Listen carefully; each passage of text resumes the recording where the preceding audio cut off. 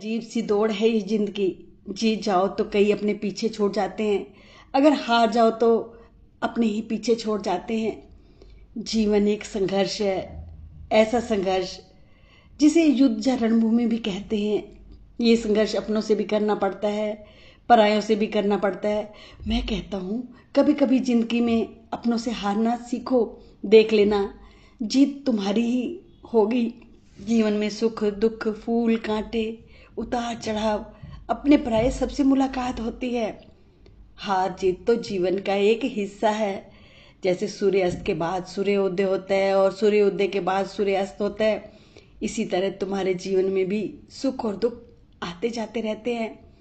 जब सुख आता है ना तो इंसान खुशी से पागल हो जाता है, अपने मालिक को भी भूल जाता है। वो सोचता है कि अब दुख तो जिंदगी में कभी आएगा ही नहीं, सुख ही सुख।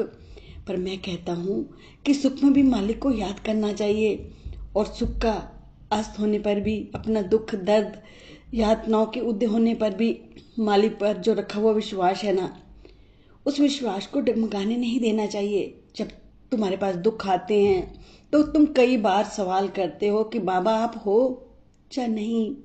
मैं हमेशा तुम्हारे साथ रहता हूँ, सुख में भी और दुख में भी। जीवन में तुम्हें बहुत से लोग मिलते हैं, उनमें से कुछ अच्छे भी होते हैं और बुरे भी, और कई मित्र बन जाते हैं और कोई शत्रु बन जाते हैं। सुख दुख भी ऐसे मिलते रहते हैं, उनसे ना विचलित होना और ना ही प्रभावित होना। जो अपना जीवन है ना, वो मालिक को याद करते हुए अपने जीवन को गुजार देना चाहिए। मालिक साथ होगा तो एक हिम्मत बनी रहेगी, दुख में इतना परेशान नहीं होगे। तुम सुख में मालिक को भूल जाते हो और जब दुख आता है तो मालिक को याद करने में बहुत मेहनत करनी पड़ती है। अगर हमेशा मालिक को याद करते रहोगे तो दुखों में नहीं घबराओगे। अरे जिसके साथ मालिक है उसे जीवन की कठिनाई का सामना करने की हिम्मत मिलती रहती है। धैर्य रखा करो। मैं कहता हूँ अगर तुम हर तरह के दुख से हमेशा के लिए मुक्त होना चाहते हो तो इसके लिए 3 काम करो। एक तो प्रतिरोध ना करें, अन्याय को छोड़कर।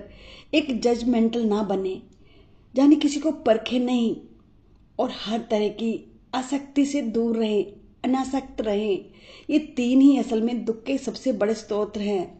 ये भी समझें कि इन तीनों के बिना भी परमानंद से जीना संभव है, बल्कि इनसे मुक्ति आपके आनंद में और इजाफा करेगी।